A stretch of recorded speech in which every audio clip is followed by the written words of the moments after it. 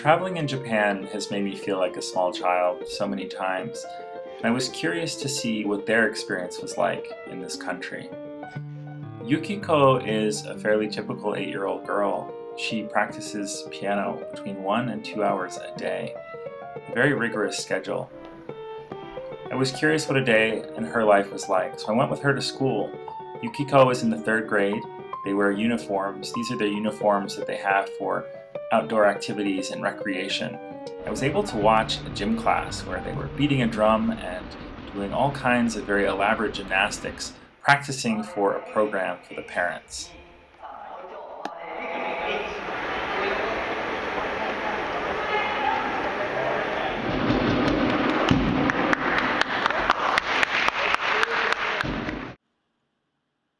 I snuck a peek in the library, which looks like a library at any school anywhere else in the world.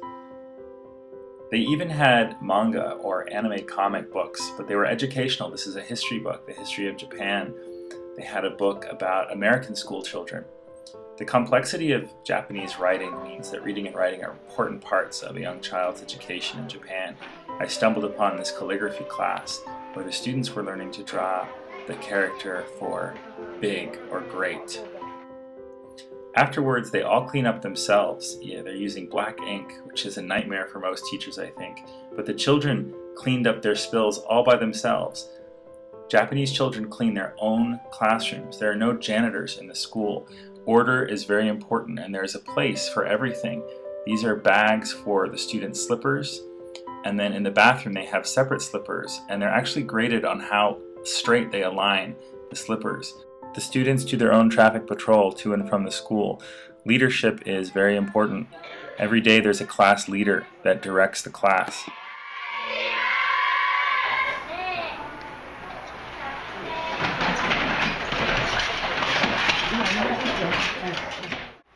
In this 6th grade class, students were composing waka, which are poems of 31 syllables. Every student had done his or her homework the night before, and they copied out their poems onto these blue pieces of paper, which the teacher then collected and posted anonymously. Each student was given a number so that nobody knew whose poem belonged to whom. The teacher then read out each poem to the class, and the students were allowed to vote on the ones that they liked.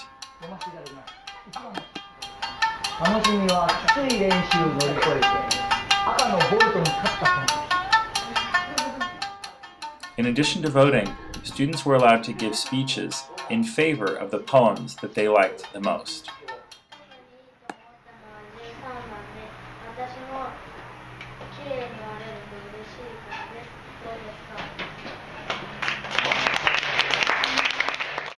In the end, it was this boy whose poem was considered the best. And afterwards, the class was formally dismissed again by the appointed class leader. They thanked the teacher for the lesson.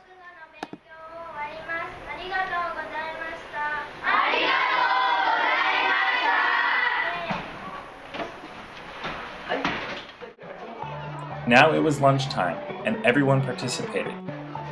The food is cooked in the central kitchen and delivered to the school, but it's the students themselves who serve the food. They eat in their own classrooms, they rearrange the desks themselves, and everyone has a job.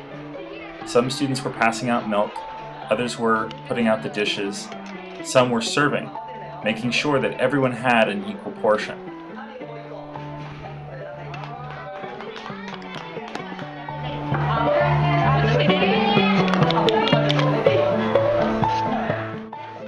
These boys were handing out Jell-O. What was amazing for me to watch was that 1 minute this was a normal classroom, everyone was sitting down having a Japanese lesson, and in less than 8 minutes it became a cafeteria and everyone's sitting down for lunch.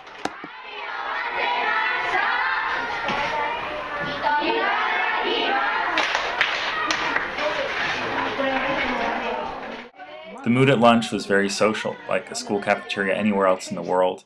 Kids were having a good time. The food was different. We had udon noodles and tempura, which is very Japanese. But the kids were relaxed and playing, having a good time.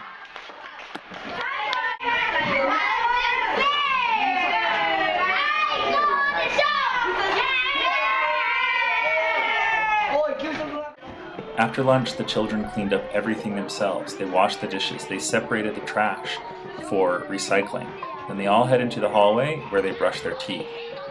What's most amazing is the students grade themselves on their daily performance.